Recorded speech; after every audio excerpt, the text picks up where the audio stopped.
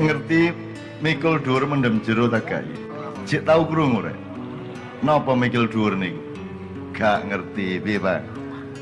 Masa gak ngerti rek mikul dhuwur rek? Mikul dhuwur mendem jero. Udah ndak ngerti? Lah piye iki Sunan Kalijaga sing gawe? Masa sampean gak ngerti mikul dhuwur iki lho kon karo bapakmu ibumu rumah tangga. Mbahmu, buyutmu. Saiki aku takon, bapak, mbah, buyut terus nek cara Jawa sampai piro? Sampai piro? Piro? Sampai debok bosok, udeg-udeg. Ana piro kabeh? 18. Jadi dari anak bapak terus mendukur sampai pengisor iku 18. Dan itu prestasi peradaban yang tidak bisa dicapai oleh bangsa manapun di dunia kecuali bangsa Jawa. Jadi mikul dhuwur itu artinya kon kudu ro asal usulmu, ojo langsung Nabi Adam tok. Ancen nenek turun Nabi Adam mosok langsung Nabi Adam ngono iya ancen rek. Tapi kita mikul dhuwur ngerti asal usulmu tekan ndi ya, mengerti Tuban itu dulu bagaimana. Sehingga fal tandur nafsum ma qaddamat liqat. Wahai manusia engkau wahai orang yang beriman, lihatlah ke depan, kata Allah di surat Al-Hasyr. Itu kita tidak bisa melihat ke depan kalau kita tidak berasal dari belakang. Ngono ya rek ya.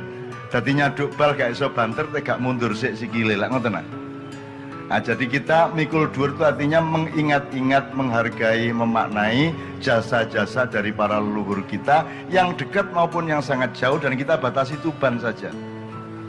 Tuban itu salah satu mbahnya Indonesia, nek gano Tuban, gano Indonesia, ngono rek. Gitu loh. Upama gano Indonesia, Tuban tetap Tuban loh Pak Uda.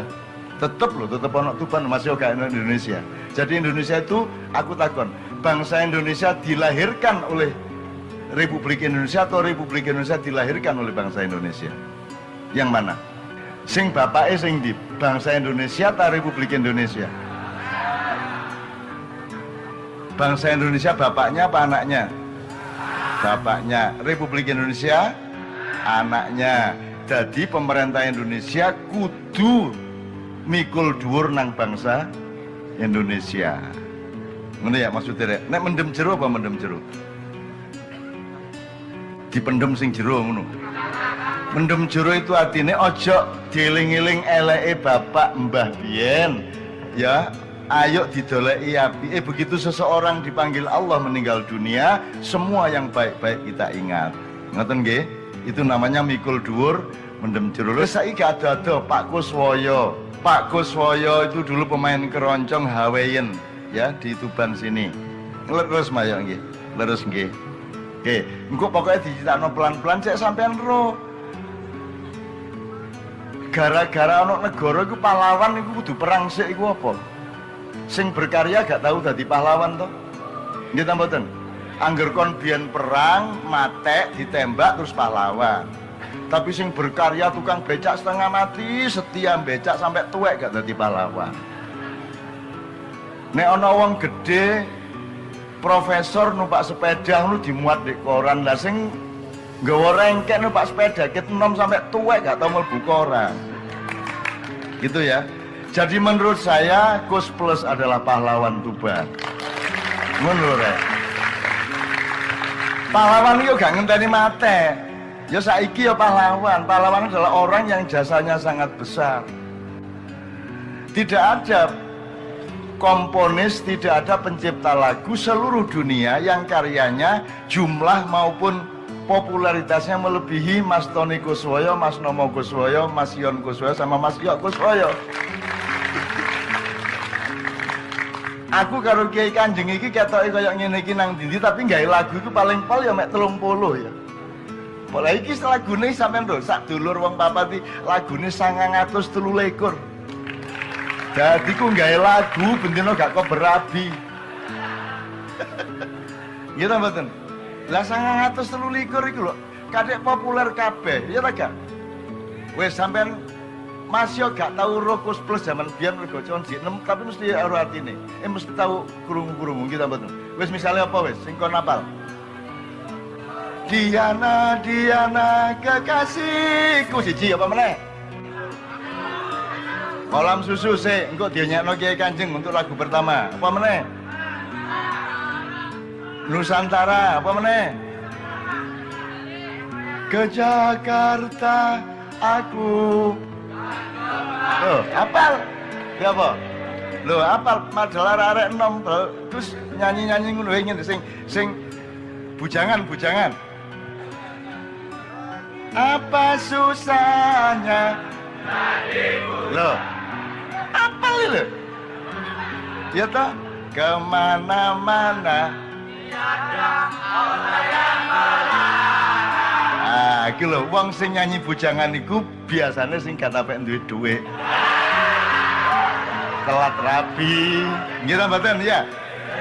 Masyaallah Mas Yon, Mas Nomo delon sampean rungokno iki delon. Apal kabeh ketoke gak tak peru tapi apal. Nah saiki aja mek apal lagune Ruwa Wonge. Ngono ya? Ruwa Wonge.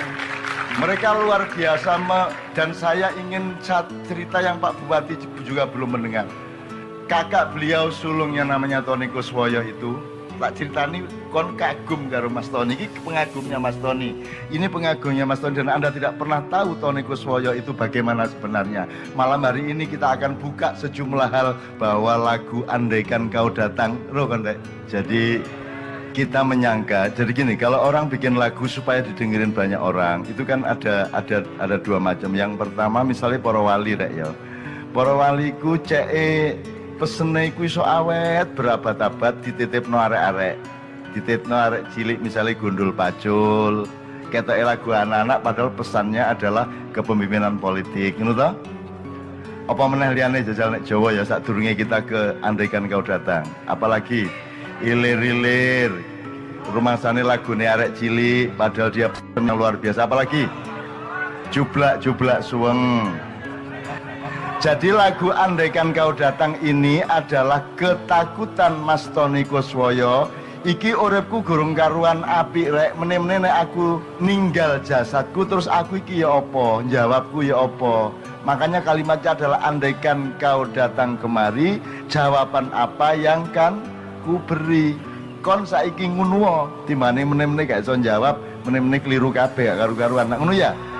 Loh, Mas Tony saja punya kesadaran seperti itu, cuman nek diomongkan secara filsafat dalam dan kalimat-kalimat yang sukar, nanti semua akan tidak mau mendengarkan. Jadi justru dibikin gampang-gampang kayak ngono.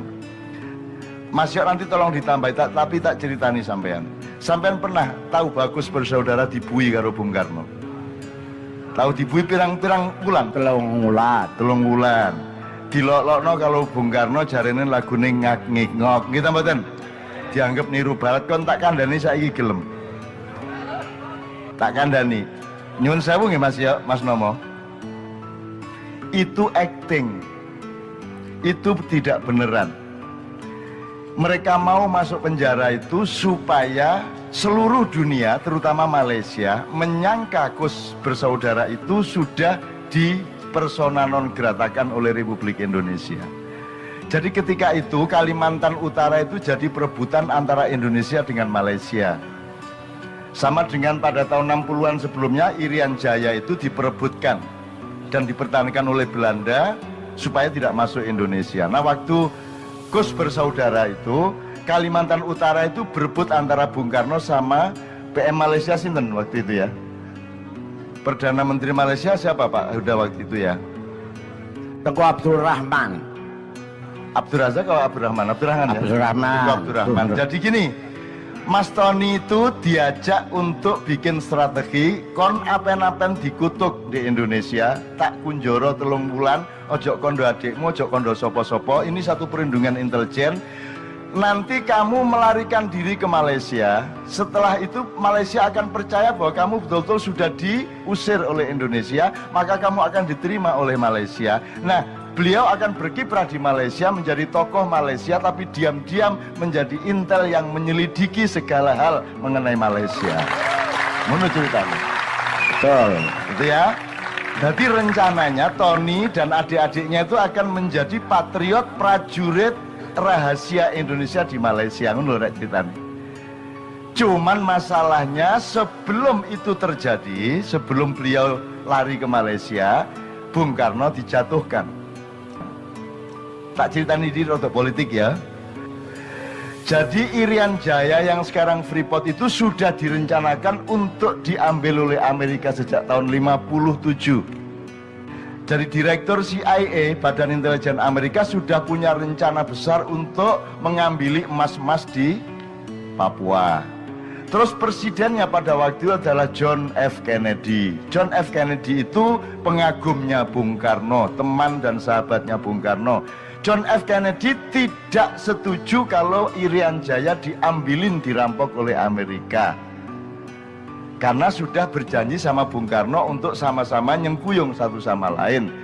Sehingga program intelijen Amerika itu menjadi gagal, maka Kennedy dibunuh pada siang hari di Dallas. Gitu ya. Begitu Kennedy dibunuh, Bung Karno kehilangan teman di Amerika. Dan 4 menit setelah John F. Kennedy dibunuh, wakil presiden yaitu Lyndon B. Johnson dilantik menjadi presiden Amerika yang baru. Waktu itu pelantikannya di atas pesawat, karena di Amerika itu begitu presiden meninggal tidak boleh ada vakum politik, maka secepatnya harus dilantik presiden yang baru. Maka Lyndon B. Johnson dilantik 4 menit sesudah penembakan John F. Kennedy.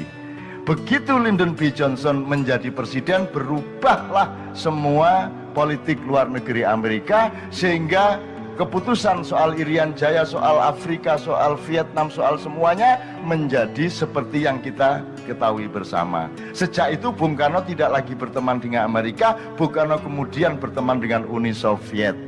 Nah, karena John F. Kennedy dibunuh, karena akan mempertahankan Irian Jaya, dan Bung Karno juga mempertahankan Irian Jaya, maka Bung Karno dijatuhkan juga pada tahun 1965.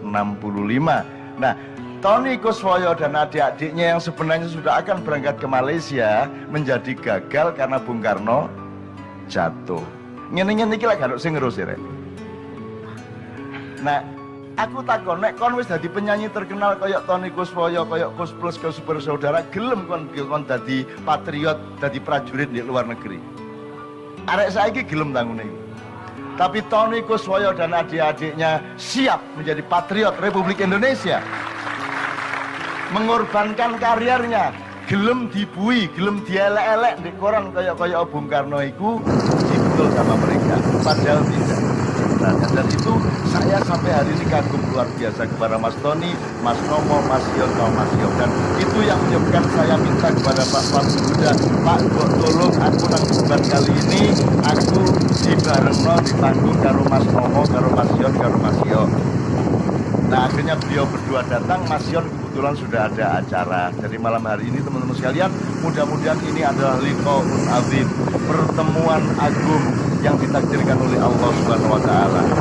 Hadirnya beliau berdua bukan hanya supaya Anda menghargai Kus Plus dan Pak Kuswoyo, tapi juga supaya Anda semua memiliki kesadaran terhadap leluhur-leluhur kita, pahlawan-pahlawan urban dan sesepuh tanah Jawa yang semuanya sebenarnya pintunya adalah Tuhan. Betul nggih? Oke. Jadi sekali lagi tepuk tangan untuk Mas Nomo sama Mas Nomo.